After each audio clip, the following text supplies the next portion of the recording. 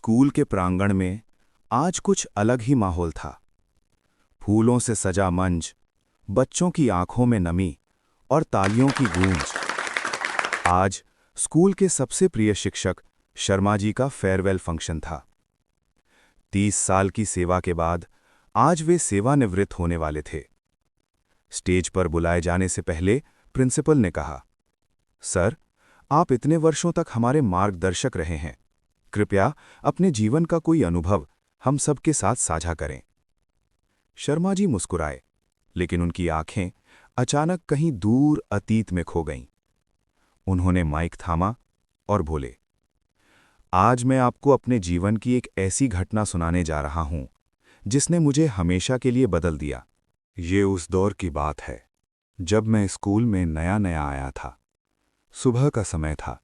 School का gate अभी पूरी तरह खुला भी नहीं था कि एक आदमी बाहर चुपचाप खड़ा दिखाई दिया। फटे पुराने कपड़े, थका हुआ चेहरा और आंखों में गहरी चिंता। वो बार बार गेट की ओर देख रहा था, जैसे किसी का इंतजार हो। कुछ देर बाद मैं जब साइकिल से गेट के पास पहुंचा तो वो आदमी तुरंत मेरे पास आया और बोला, क्या आप बिट्टू के क्लास टीचर हैं? मैंने कहा, हाँ, मैं ही हूं। आप बिट्टू के? आदमी बोला, मैं उसका पिता हूं सर। ये सुनकर मुझे बहुत खुशी हुई और मैंने कहा, बिट्टू तो बहुत होनहार बच्चा है, हर बार क्लास में अव्वल आता है, लेकिन 2-3 दिन से स्कूल नहीं आ रहा। क्या उसकी तबीयत ठीक नहीं है? ये सुनते ही उस आदमी की आंखें भर आईं। वो बोला, सर, बिट्टू की बोर्ड परीक्षा है। मैं बहुत मुश्किल से ये पैसे लाया हूं फीस भरने के लिए। अगर फीस नहीं भरी तो मेरा बेटा परीक्षा नहीं दे पाएगा। इतना कहकर उसने एक लिफाफा मेरी ओर बढ़ा दिया। लिफाफा लेते हुए मैंने कहा, आप चिंता मत कीजिए, मैं फीस भरवा दूंगा।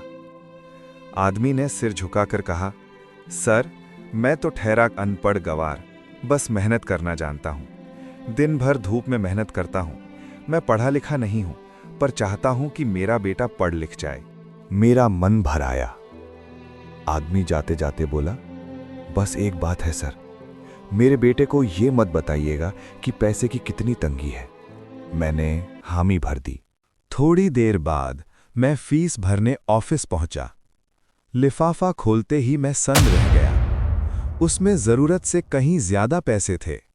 मैंने मन ही मन सोचा, ये मेहनत की कमाई है, बचा हुआ पैसा लौटाना जरूरी है। यही सोचकर शाम को स्कूल की छुट्टी के बाद मैं साइकिल से बिट्टू के घर की ओर निकल पड़ा। जब मैं उस गली में पहुंचा तो मेरा दिल जोर से धड़क उठा। बिट्टू के घर के सामने श्राद्ध चल रहा था। अगरबत्तियों की गंध, सफेद कपड़ों में बैठे लोग और कोने में बैठा बिट्टू फूट फूट कर रोता हुआ। मैं अवाक रह गया। पास खड़े एक गांव वाले से मैंने धीरे से पूछा, यहां किसका श्राद्ध चल रहा है? गांव वाला भावुक होके बोला, बिट्टू के पिता का। ये सुनते ही मेरा दिल भीतर से कांप उठा। मैंने दर्द भरी आवाज में गांव वाले से फिर पूछा, पर कैसे?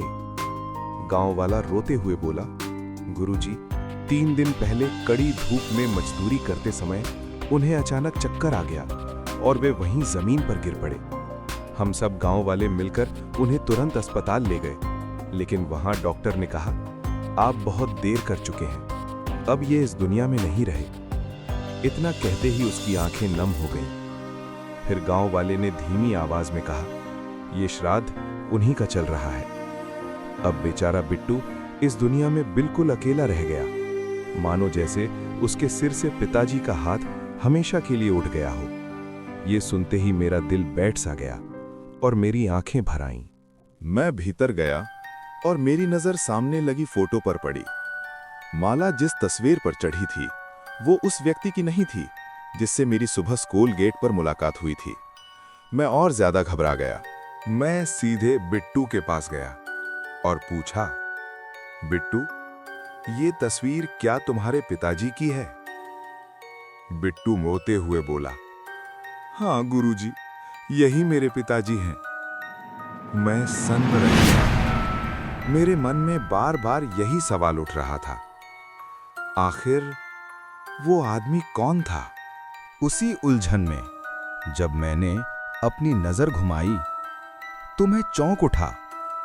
भीड़ के बीच वही आदमी खड़ा था जिससे मेरी सुबह स्कूल गेट पर मुलाकात हुई थी। मैं तुरंत उसके पास गया और पूछा, आपने मुझसे झूठ क्यों कहा कि आप बिट्टू के पिता हैं? आदमी हैरानी से बोला, आप क्या कह रहे हैं गुरुजी? मैं आपको जानता भी नहीं। आपसे आज मेरी पहली मुलाकात है। तो आप कौन हैं? बिट्टू से आपका क्या रिश्ता है? आदमी ने जवाब दिया, मैं बिट्टू का मौसा हूं। उसके पिता के देहांत की खबर सुनकर कल ही यहां पहुंचा हूं। ये सुनते ही सारा सच मेरी आंखों के सामने साफ हो गया और मेरी आंखों से आंसू छलक पड़े। मुझे एहसास हुआ, कल जो आदमी मुझसे मिला था वो दरअसल बिट्टू के पिता की आत्मा थी, जो अपने बेटे के भविष्य की चिंता में किसी और के शरीर में प्रवेश कर मुझसे मदद मांगने आई थी। मैं बिट्टू के पास गया, उसे सीने से लगाया और कहा, बेटा, आज से तुम अकेले नहीं हो। आज से तुम मेरे बेटे हो। मैं तुम्हें पढ़ाऊंगा, तुम मेरे साथ रहोगे और तुम्हें आगे बढ़ाकर ही दम लूंगा। बिट्टू ने आंसुओं से भरी आंखों से मेरी ओर देखा और पहली बार उसके चेहरे पर उम्मीद की हल्की सी मुस्कान आई। शर्मा जी ने अपनी कहानी यहीं खत्म की। पूरा हॉल सन्न था। फिर तालियों की ऐसी गूंज उठी कि हर किसी की आंखें नम हो गईं। अंत में शर्मा जी ने कहा, एक पिता अपने बेटे का दुख सहन नहीं कर पाता, इसलिए कभी-कभी वो आत्मा बनकर भी अपने बच्चे का भविष्य संवारने लौट आता है।